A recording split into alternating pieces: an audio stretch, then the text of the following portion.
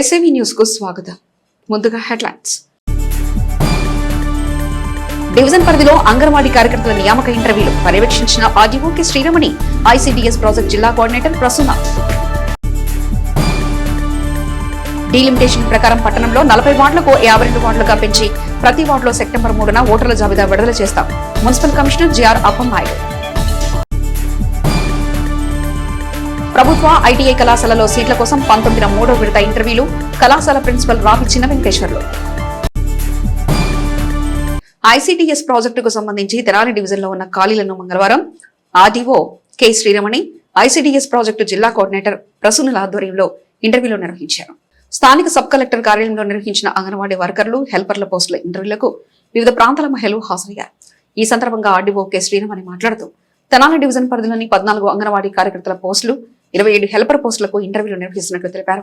ICDS జిల్లా coordinator Prasuna మాట్లాడుతూ పొన్నూరు, మంగళగిరి, ప్రతిపాడు, కాకమానూరు, తెనాలి మొత్తం 5 మండలాల పరిధిలో 41 పోస్టులకు తెనాలిలోనే ఇంటర్వ్యూలు ఏర్పాటు చేశామని తెలిపారు. కాగా పలు ప్రాంతాల నుంచి ఇంటర్వ్యూ కోసం వచ్చిన వారికి కార్యాలయంలో మౌలిక సౌకర్యాలు కల్పించారు. ఓకే, అందరికీ నమస్కారం. ఈరోజు ఐసీడీఎస్ ప్రాజెక్ట్కి సంబంధించి మన డివిజన్లో ఈ పోస్ట్ వేకెన్సీస్కి ఇంటర్వ్యూస్ కండక్ట్ చేయడం జరుగుతుంది. మొత్తం మనకి 14 అంగన్వాడీ వర్కర్స్ పోస్టులు, అలాగే 27 హెల్పర్స్ పోస్టులు ఉన్నాయి. దీనికి సంబంధించి ఈరోజు ఇంటర్వ్యూస్ కండక్ట్ చేస్తున్నాం. సో ఆ ఇంటర్వ్యూస్ ప్రాతిపదికన సెలక్షన్స్ చేయడం జరుగుతుంది. నమస్కారం అండి, నేను గుంటూరు జిల్లా ఐసీడీఎస్ ప్రాజెక్టు డైరెక్టర్ని. తర్వాత మనకి ఇక్కడ తెనాలి డివిజన్కి వచ్చి మంగళగిరి, తెనాలి, ప్రతిపాడులో ఒక కాకుమాన్ మండలం, ఇట్లా 3-4 ప్రాజెక్టులకి సంబంధించి తెనాలి డివిజన్లో ఇవాళ ఇంటర్వ్యూలు కండక్ట్ చేయడం జరుగుతుంది. మొత్తం 41 పోస్టులు. సో వీళ్ళకి ఇంటర్వ్యూస్ అందరినీ పిలిచి ఇండివిజువల్గా ఒక్కొక్క ప్రాజెక్ట్, ఇప్పుడు ప్రతిపాడు కాకుమాన్ మండలం ఒక్కటే ఇక్కడికి వస్తుంది కాబట్టి ఆ ప్రాజెక్టు పరిధిలో ఒక్కటే పోస్ట్ ఉంది. తర్వాత పొన్నూరు ప్రాజెక్టుకి సంబంధించి 10 పోస్టులు ఉన్నాయి. అలాగే మంగళగిరి ప్రాజెక్టుకి సంబంధించి 8 పోస్టులు ఉన్నాయి. అలా ప్రాజెక్టు వైజ్గా పోస్టులు ఉన్నాయి. వాళ్ళని పిలిచి ఇక్కడ ఇంటర్వ్యూలు కండక్ట్ చేసి ఒక్కొక్క పోస్టుకి మనకి ఈవెన్ ఈ 14 ఇందాక మేడం ఏవైతే చెప్పారో వర్కర్ పోస్టులని, దాంట్లో 7 పోస్టులు డైరెక్ట్గా ఇవ్వడం జరుగుతుంది. మిగతా 7కి ఆల్రెడీ మన దగ్గర పనిచేస్తున్నటువంటి హెల్పర్స్ ఎవరైతే ఉన్నారో వాళ్ళకి ఇంటర్వ్యూలు కండక్ట్ చేసి వాళ్ళకి ప్రమోట్ చేయడం జరుగుతుంది అంగన్వాడీ వర్కర్గా. సో వీటన్నిటికీ ఇవాళ తెనాలి డివిజన్లో జరుగుతూ ఉంది. డీలిమిటేషన్ ప్రక్రియకు ప్రభుత్వం నుండి ఆమోదం లభించిన క్రమంలో ఇప్పటివరకు ఉన్న 40 వార్డులను 52 వార్డులకు ఓటర్ల జాబితా సిద్ధం చేసినట్లు మున్సిపల్ కమిషనర్ జేఆర్ అప్పలనాయుడు పేర్కొన్నారు. మంగళవారం కమిషనర్ జేఆర్ అప్పలనాయుడు మీడియాతో మాట్లాడుతూ రానున్న మున్సిపల్ ఎన్నికలకు సంబంధించిన వార్డుల వారీగా ఓటర్ల జాబితాను 52 వార్డులకు ఏపీ ఎన్నికల సంఘం ఆదేశాల మేరకు సెప్టెంబర్ 3 విడుదల చేయనున్నట్లు తెలిపారు. అదేవిధంగా ఓటర్ల నమోదు ప్రక్రియలో హియరింగ్ నమోదు చేసిన వారు సకాలంలో వారి వార్డులోని BLOలకు సహకరించాలని కోరారు.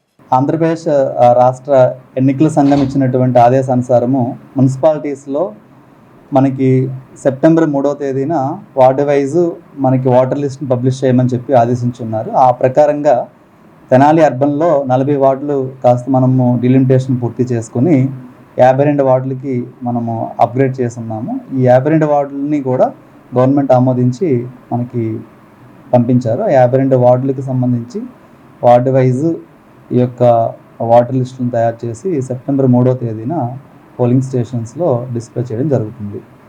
అట్లాగే SIR కార్యక్రమంలో భాగంగా ఇప్పుడు మనకు ఉండేటువంటి లాజికల్ ఎర్రర్స్ కానీ, నో మ్యాపింగ్ కేసెస్ ఇట్లాంటివి ఏవైతే ఉన్నాయి హియరింగ్స్ కండక్ట్ చేస్తున్నారు. కాబట్టి హియరింగ్ నోటీస్ అందుకున్నటువంటి ప్రతి ఒక్క ఓటర్ కూడా కంపల్సరీగా హియరింగ్ హాజరయ్యి వారి దగ్గర ఉన్నటువంటి డాక్యుమెంట్స్ని సబ్మిట్ చేసి VLOకి సహకరించాల్సిందిగా కోరుతున్నాము. ప్రభుత్వ ఐటీఐలో సీటు పొందాలనుకునే విద్యార్థులకు 3వ విడత చివరి అవకాశంగా వివిధ పోస్టులకు ఈ నెల 19న ఇంటర్వ్యూలు నిర్వహించి సెలెక్ట్ చేసిన వారికి అదే రోజు కళాశాలలో ప్రవేశం కల్పించనున్నట్లు తెనాలి ఐటీఐ కళాశాల ప్రిన్సిపల్ రావి చిన్న వెంకటేశ్వర్లు పేర్కొన్నారు. చిన్నరావూరు, ప్రగడకోటయ్య నగర సమీపంలో గల తెనాలి ప్రభుత్వం ఐటీఐ కళాశాల ప్రాంగణంలో మంగళవారం కళాశాల ప్రిన్సిపల్ రావి చిన్న వెంకటేశ్వర్లు మీడియాతో మాట్లాడుతూ తమ కళాశాలలో ఐటీఐ వివిధ విభాగాలకు 30 సీట్లు ఖాళీ ఉన్న క్రమంలో ఆ సీట్లు భర్తీ చేసేందుకు ఈ నెల 19వ తేదీ బుధవారం సాయంత్రం 4 గంటలకు 10th పూర్తి చేసిన విద్యార్థులు అడ్మిషన్లు ఇచ్చే ప్రక్రియలో భాగంగా ఇంటర్వ్యూలు నిర్వహించినట్లు తెలిపారు. సెలెక్ట్ చేసిన వారికి అదే రోజు అడ్మిషన్లు ఇవ్వనున్నట్లు తెలిపారు. ఆసక్తి గల విద్యార్థులు 10th పాస్ అయిన ఒరిజినల్ సర్టిఫికెట్స్ తో ఇంటర్వ్యూలకు హాజరు కానున్నారు. 30 సీట్లకు సంబంధించి ఉన్న ఖాళీలను వివరించారు. గుంటూరు జిల్లా గవర్నమెంట్ అయితే తెనాలి నందు ఫస్ట్ ఫేజ్ అదేవిధంగా 2వ ఫేజ్ అడ్మిషన్ జరిగి ఉన్నాయి. కావున మరియు ఫస్ట్ ఫేజ్లోను మరి అదేవిధంగా సెకండ్ ఫేజ్లోను మిగిలి ఉన్న ఏదైతే సీట్స్ అయితే ఉన్నాయో వాటన్ని ఫిల్అప్ చేయడం కొరకు ఈ థర్డ్ కౌన్సిలింగ్ అనేది స్టార్ట్ అయింది.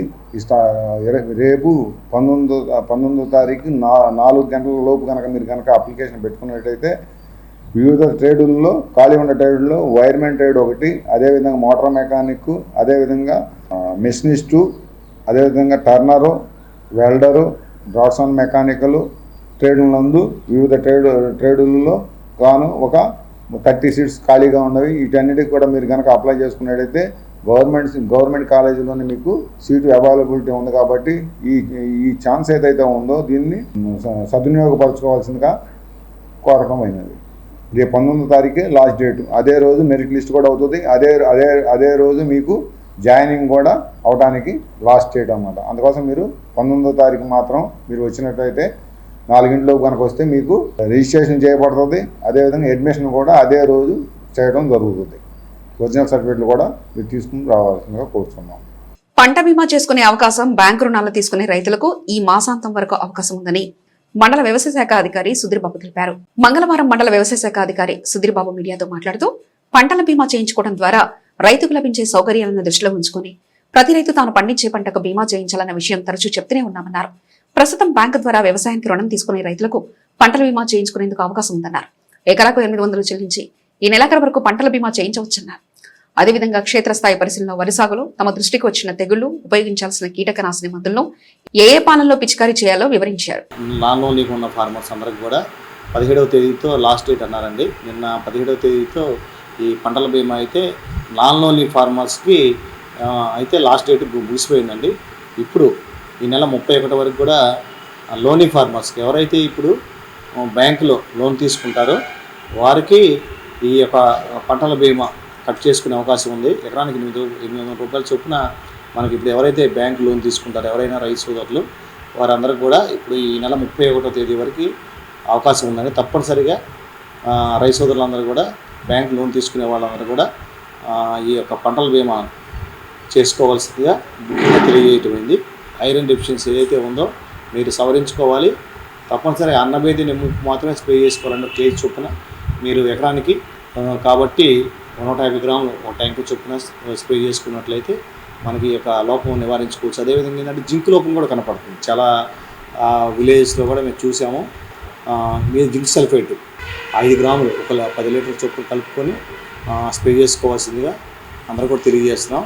వాతావరణం చల్లగా ఉన్నా హీట్ కాలేదు. దానివల్ల ఏంటంటే ఇప్పుడు చీలన్నీ కూడా ఈరోజు వాటర్ పెడితే రేపటికి కొంచెం ఆ వాటర్ కూడా ఆరిపోయే పరిస్థితి ఉంది. ఈ పరిస్థితులు ఏంటంటే బెట్టకి అంటే ఏదైతే మనకి టైలాండ్ ఏరియాలో నీళ్ళు అందకుండా కింద ఏదైతే ఉన్న ఏరియాకి కొంచెం తక్కువ ఉన్న ఏరియాకి వాళ్ళు తప్పనిసరిగా 3.9గా స్ప్రే చేసుకున్నట్లయితే కొంత ఉపశమనం ఉంటుందండి. బెట్ట పరిస్థితి తట్టుకునే అవకాశం ఉంటుంది. కాబట్టి రైతు సోదరులందరూ కూడా ఈ యొక్క 3.9 స్ప్రే చేయవలసిందిగా తెలియజేస్తున్నాము.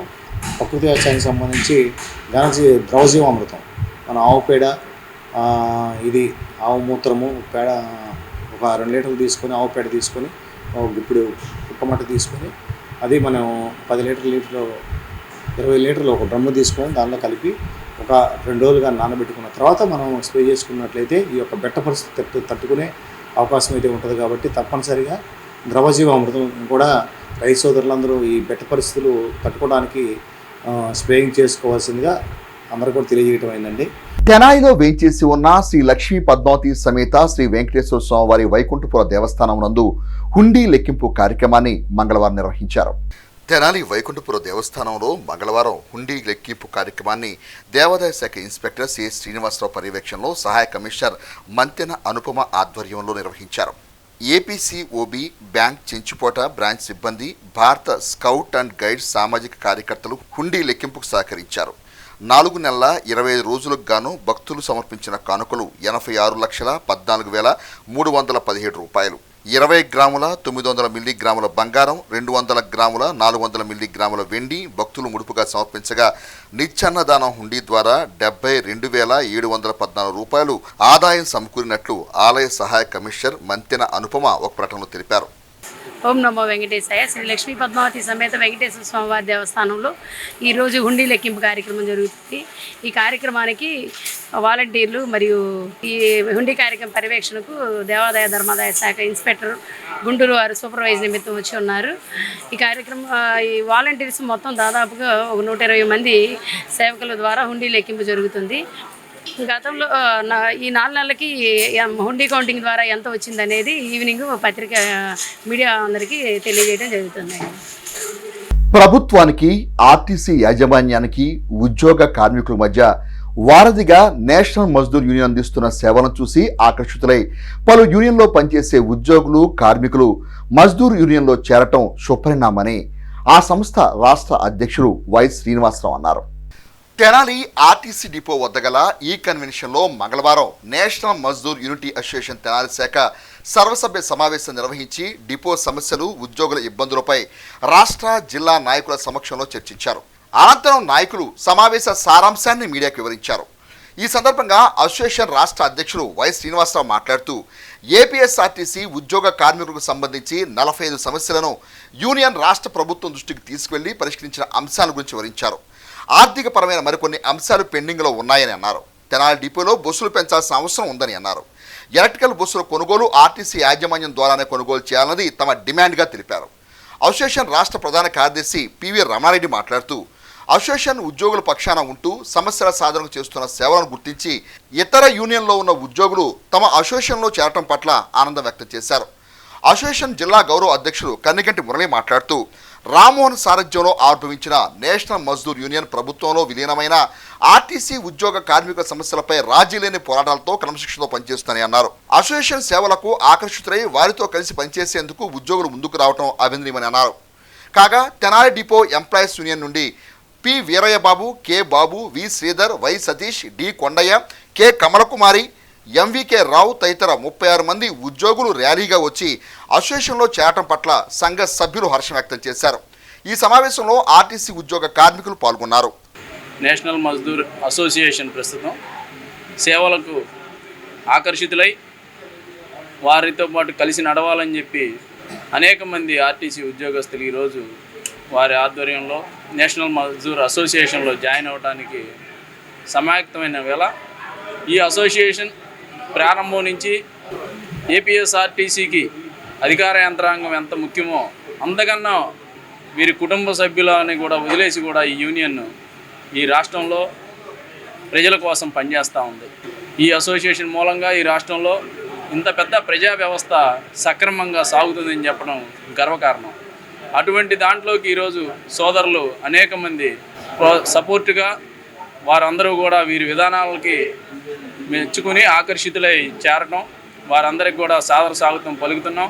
నేషనల్ మజ్దూర్ యూనియన్ స్వర్గీయ పి రామ్మోహన్ రావు గారు స్థాపించి వీళ్ళందరికీ కూడా అత్యంత క్రమశిక్షణ అలవాటు చేశారు.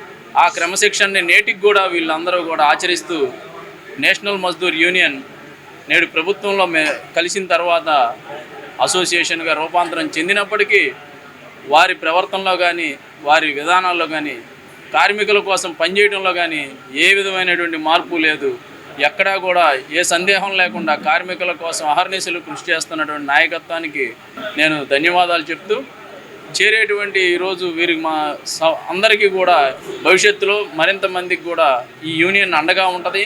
ఖచ్చితంగా ప్రభుత్వానికి, ఆర్టీసీ యాజమాన్యానికి, కార్మికులకి అందరికీ కూడా ఈ యూనియన్ ఒక వారధి. ప్రభుత్వం దగ్గర చాలా సమస్యలు పెండింగ్ ఉన్నాయి. దాదాపు 3 సంవత్సరాలు ఏదైతే ఉద్యోగులు ఈరోజు పీఆర్సీ ఏదైతే రాని పరిస్థితి ఏదైతుందో అదేవిధంగా రాష్ట్ర ప్రభుత్వం జోక్యం చేసుకొని 3 సంవత్సరాలుగా ఉన్న పెండింగ్ పీఆర్సీ ఏదైతే ఉందో తక్షణం పీఆర్సీ కమిషన్ ఏర్పాటు చేసి ఉద్యోగులకు ఆర్థికంగా రావాల్సినటువంటి ఐఆర్ ఏదైతే ఐఆర్ ఇవ్వాల్సిన అవసరం అయితే ఉంది. దాదాపు 5 డిఎల్ పెండింగ్ ఏదైతే ఉన్నాయో ఆ పెండింగ్లో తక్షణం రాష్ట్ర ప్రభుత్వం జోక్యం చేసుకొని ఏపీపీటీడీ ఉద్యోగులే కాకుండా ఆంధ్రప్రదేశ్లో ఉన్నటువంటి 5 లక్షల మంది ప్రభుత్వ ఉద్యోగులు, అదేవిధంగా 3 లక్షల మంది కాంట్రాక్ట్ ఉద్యోగులు, రిటైర్ అయిన ఉద్యోగులు ఎవరైతే అందరికీ కూడా ప్రభుత్వం ఆర్థికపరమైన బెనిఫిట్స్ ఏదైతే ఉన్నాయో 3 సంవత్సరాలుగా ఉన్న బెనిఫిట్స్ ఏదైతే ఉన్నాయో తప్పనిసరిగా ఇవ్వాల్సిన అవసరం అయితే ఉంది అని కూడా ఈ సందర్భంగా రాష్ట్ర ప్రభుత్వాన్ని వ్యక్తం చేస్తున్నాం. ఈ పెద్ద సమావేశం ఏర్పాటు చేసినటువంటి ఈ డిపోలో ఉన్నటువంటి మా జోనల్ కార్యవర్గానికి, ఈ డిపోలో ఉన్నటువంటి జిల్లా కార్యవర్గానికి, అదేవిధంగా డిపో కమిటీకి, ప్రత్యేకించి జిల్లా వర్కింగ్ ప్రెసిడెంట్ సుధాకర్ గారికి రాష్ట్ర కమిటీ తరఫున హృదయపూర్వక ధన్యవాదాలు, అభినందనలు. Thank you. తెనాలి డిపోలో సంబంధించినటువంటి ఏదైతే డిపోకి సంబంధించినటువంటి సమస్యలతో పాటు తెనాలి డిపోలో బస్సులు పెంచాల్సిన ఆవశ్యకత, ప్రజలకు మెరుగైన సేవలు చేసే దాంట్లో ఏర్పడుతున్నటువంటి ఇబ్బందులు ఏవైతే ఉన్నాయో వాటన్నిటినీ ఇవాళ కూలంకషంగా చర్చించడం జరిగింది. అందులో ఉన్నటువంటి అంశాలు, ఈ డిపోకి సంబంధించిన అంశాలు ఏవైతే ఉన్నాయో వాటిని తప్పనిసరిగా రాష్ట్ర యాజమాన్య దృష్టికి తీసుకెళ్లి ఆ సమస్యల పరిష్కారానికి మా వంతు సహకారం అందిస్తామని ఈ సందర్భంగా విజ్ఞప్తి చేస్తూ, ఇందులో భాగంగానే మరి ఎన్ఎంఈ అసోసియేషన్కి ఆకర్షితులై వచ్చినటువంటి మిగతా అసోసియేషన్ సోదరులకు అందరికీ రాష్ట్ర కమిటీ తరఫున హృదయపూర్వక స్వాగతం పలుకుతూ, ఈ మధ్య కాలంలో రాష్ట్ర వ్యాప్త ఉద్యమం ఫలితంగా ఇచ్చినటువంటి 45 డిమాండ్లో 40 డిమాండ్లు ఏవైతే పరిష్కారం చేయడం జరిగిందో, ముఖ్యంగా డ్రైవర్ కండక్టర్లు ఎదుర్కొన్నటువంటి ఇబ్బందులు ఏవైతే ఉన్నాయో, స్త్రీ శక్తి పెట్టిన తర్వాత 15 లక్షల మంది స్త్రీలు ప్రయాణికులు పెరిగినటువంటి పరిస్థితుల్లో బస్సులు సాలక పడే ఇబ్బందులు, కండక్టర్లు టిక్కెట్లు ఇచ్చేటువంటి దాంట్లో ఉన్నటువంటి ఇబ్బందులన్నీ కూడా ఇవాళ మేనేజ్మెంట్ దృష్టికి తీసుకెళ్ళి ఫ్రీ టికెట్ అనేది కొట్టకుండా టికెట్ ప్రయాణికులకు మాత్రమే టికెట్ ఇచ్చే విధంగా ఇవాళ అమలు చేయాలని యాజమాన్యాన్ని విజ్ఞప్తి చేస్తే మరి ఆ దిశగా కూడా ప్రయత్నం చేస్తాక అంగీకరించడం జరిగింది. ముఖ్యంగా డ్రైవర్ కండక్టర్లు లేక, మెకానిక్ స్టాఫ్ లేక ఏదైతే ఇబ్బందులు పడుతున్నామో వాటిని కూడా ఇమ్మీడియట్గా రిక్రూట్మెంట్ చేయడానికి అంగీకరించడం జరిగింది. బస్సులు ఏదైతే సాలక కొత్త బస్సులు కొనుగోలు కావాలో మేజర్గా కొత్త బస్సులు కొనుగోలు చేయడానికి ఏదైతే అంగీకరించడం కూడా జరిగిందనేది మీ ద్వారా విజ్ఞప్తి చేస్తూ, డైలీ లీవు, సిక్కు విషయంలో ఆర్టీసీ కార్మికులు ఏదైతే ఇబ్బంది పడుతున్నారో వాటికి సంబంధించి స్పష్టమైన విధి విధానాలు అమలు చేయడం జరిగింది. డెల్టా రైతాంగానికి నెల రోజుల ముందుగానే సాగునీరు అందిస్తామని చెప్పిన ముఖ్యమంత్రి చంద్రబాబు రైతులు వరి సాగు చేపట్టాక సాగునీరు ఇవ్వలేమని, త్రాగునీరు మాత్రమే ఇస్తామనడం విజన్ ఉన్న ముఖ్యమంత్రి చెప్పాల్సిన మాట కాదని, నీరివ్వకుంటే రైతుకు నష్టపరిహారం ఇవ్వాలని ఏపీ రైతు సంఘం జిల్లా నాయకులు ములకా శివసామిరెడ్డి ప్రభుత్వాన్ని డిమాండ్ చేశారు. వరి సాగుకు నీరందక తీవ్ర ఇబ్బంది పడుతున్న దుగ్గిరాల రైతులు, రైతు సంఘం నాయకులు మంగళవారం కృష్ణా పశ్చిమ డెల్టా ఇరిగేషన్ కార్యాలయంలో డిఈ శ్రీనివాసరావును కలిసి సాగునీటి విషయంపై ఉన్న సమస్యను వివరించారు. కాలువలో నీరు ఇంజన్ల ద్వారా పారుదల కావడానికి 210 వరకు హెడ్ లెవెల్ కు నీరివ్వాలని కోరారు. ఈ విషయంపై రైతులు మీడియాతో మాట్లాడుతూ తమ సమస్యను ఉన్నతాధికారుల దృష్టికి తీసుకెళ్లామని హామీ ఇచ్చినట్లు తెలిపారు. ఏపీ రైతు సంఘం జిల్లా నాయకులు ములక శివసాంబిరెడ్డి మాట్లాడుతూ ఖరీఫ్ సాగు ప్రారంభం నుంచి రైతు ఎదుర్కొంటున్న సాగునీటి సమస్యకు ప్రభుత్వం పరిష్కారం చూపాల్సిన అవసరం ఉందన్నారు. ఇప్పటికే కౌలు రైతులు వరి సాగు విషయంలో పెట్టిన పెట్టుబడికి అనుగుణంగా నష్టపరిహారం ఇవ్వాలన్నారు. లేదా ఇరిగేషన్ వ్యవసాయ శాఖలను సమన్వయం చేసుకుని సాగునీరు ఇవ్వాలన్నారు. అంటే రైతాంగం ఏ విధంగా అయినా సరే వేసిన పైరునైనా కాపాడుకోవాలి, రక్షించుకోవాలి అని ఆదుర్తతో తమ వనరులు కానీ లేకపోతే సప్పు చేసి అయినా కానీ దీనికి పెట్టుబడి పెట్టిన పరిస్థితి. ఈ పరిస్థితిలో ప్రభుత్వం ఈ విధంగా మాట్లాడటం అనేది సరైన పద్ధతి కాదు. మరి ప్రభుత్వం నీళ్ళు ఇస్తుందా? నీళ్ళు లేకపోతే పెట్టిన పెట్టుబడికైనా నష్టపరిహారం ఇవ్వాల్సిన బాధ్యత ప్రభుత్వం మీద ఉంది. ఇవాళ కౌలు రైతులు ఉన్నారు. కౌలు రైతులు ఇవాళ డెల్టా ప్రాంతంలో 70-80% కౌలు రైతులు ఉన్నారు. మరి వాళ్ళ పరిస్థితి ఏంది? అగమ్యగోచరంగా ఉన్న పరిస్థితి. నేను ఇవాళ చుండూరు మండలంలో పోయా. చుండూరు మండలంలోనే నీళ్లు రాకపోతే ఇంక పైన ఏ విధంగా వస్తాయి? అట్లా ఇప్పుడు చూస్తుంటే ప్రభుత్వం ఒక పట్టీ పట్టినట్టు ఏదో మాకెందుకులే అని అన్న ధోరణి కనపడుతుంది. కనుక మొన్న ఈ మధ్య దాదాపు 10 లక్షల క్యూసెక్కుల నీరు సముద్రంలోకి వదిలేశారు. ఎంత బాధ్యతారాహిత్యం ప్రభుత్వానికి! అంటే ఒకవైపున ఈ వరిని సాగు చేయొద్దు, బియ్యం తింటే క్యాన్సర్ వచ్చింది, ఇటువంటి మాటలు మాట్లాడితే ఏ విధంగా మామిడికాయ తింటే షుగర్ వచ్చింది, బియ్యం తింటే క్యాన్సర్ వచ్చింది. ఇది సరైన పద్ధతి కాదు. అంటే ప్రభుత్వం ఒక పథకం ప్రకారం వరి సాగుని నిరుత్సాహపరచటం, వరి రైతుల్ని నిరుత్సాహపరిచేందుకు ఈ విధంగా ప్రయత్నం చేస్తుంది. ఇది సరైన పద్ధతి కాదు. అందుకని ప్రభుత్వం రైతులకి మేరకి వేసిన పంటల్ని కాపాడుకునేందుకు అన్ని వనరుల్ని ఉపయోగించి నీరు ఇచ్చి పంటల్ని కాపాడాలి. వేసిన పంటలకి ఏదైనా ఇవ్వలేకపోతే నష్టపరిహారం ఇవ్వాల్సిన బాధ్యత కూడా ప్రభుత్వం మీద ఉందని కూడా మేము డిమాండ్ చేస్తున్నాం. మేము దుగ్గిరాల నుంచి రైతులు డిఈ గారిని శ్రీనివాసరావు గారిని కలవటానికి వచ్చాం. మాకున్నటువంటి పరిస్థితి ఏంటంటే దుగ్గిరాల్లో ఉన్నటువంటి కాలువలు మెరకలుగా ఉంటాయి. హెడ్ 200, 210 ఉంటే కానీ దుగ్గిరాల్లో ఉన్నటువంటి కాలువలు పారే పరిస్థితి లేదు. ఆ పరిస్థితిని చెప్పుకోవటానికి డిఈ గారి దగ్గరికి వచ్చి వారిని కలుసుకున్నాం. ఏమండి, మీరు ఇచ్చే కాసిన కూసి నీళ్ళైనా ఇంజిన్లు పారటానికైనా 200, 210 హెడ్ పట్టుకుంటే కానీ మాకు ఇంజిన్లు అయినా పెట్టుకోవడానికి కుదరదు, ఆ పద్ధతిలో చేయాలని కలిసాం. వారు కూడా స్పందించి నేను పై అధికారులతో మాట్లాడి ఉన్నటువంటి మేరకు ఇంజిన్లు అయినా ఇయటానికి చేస్తాననే పద్ధతిలో హామీ ఇవ్వటం జరిగింది. ఈ సందర్భంగా వచ్చి మేము కలిసినందుకు వారు కూడా మాకు అధికారులు హామీ ఇచ్చినందుకు రైతులు అందరం హర్షం వ్యక్తం చేస్తూ కనీసం ఇంజిన్లు పారటానికైనా నీళ్ళు ఇస్తారని అధికారులు ఎదురు చూస్తున్నాం. ఏ సంగతి రేపు చెబుతానని చెప్పారు. ఖచ్చితంగా ఆ రకంగా ఇచ్చేటట్టయితే కనీసం ఇంజిన్లతో అయినా పైరును కాపాడుకోవడానికి అవకాశం ఉంటుందని కోరుతున్నాం. బులెటిన్ ముగించే ముందు హెడ్లైన్స్ మరోసారి చూద్దాం. డివిజన్ పరిధిలో అంగన్వాడీ కార్యకర్తల నియామక ఇంటర్వ్యూలు పర్యవేక్షించిన RDO K Sriramani, ICDS project జిల్లా కోఆర్డినేటర్ ప్రసూన. డీలిమిటేషన్ ప్రకారం పట్టణంలో 40 వార్డులకు 52 వార్డులుగా పెంచి ప్రతి వార్డులో సెప్టెంబర్ 3న ఓటర్ల జాబితా విడుదల చేస్తాం. Municipal commissioner GR Appannaidu. ప్రభుత్వ ఐటీఐ కళాశాలలో సీట్ల కోసం 19వ 3వ విడత ఇంటర్వ్యూలు. కళాశాల ప్రిన్సిపల్ రాహుల్ చిన్న వెంకటేశ్వర్లు. ఇవి ఇప్పటివరకున్న అప్డేట్స్. మరో బులెటిన్లో మళ్ళీ కలుసుకుందాం. అంతవరకు సెలవు. నమస్కారం.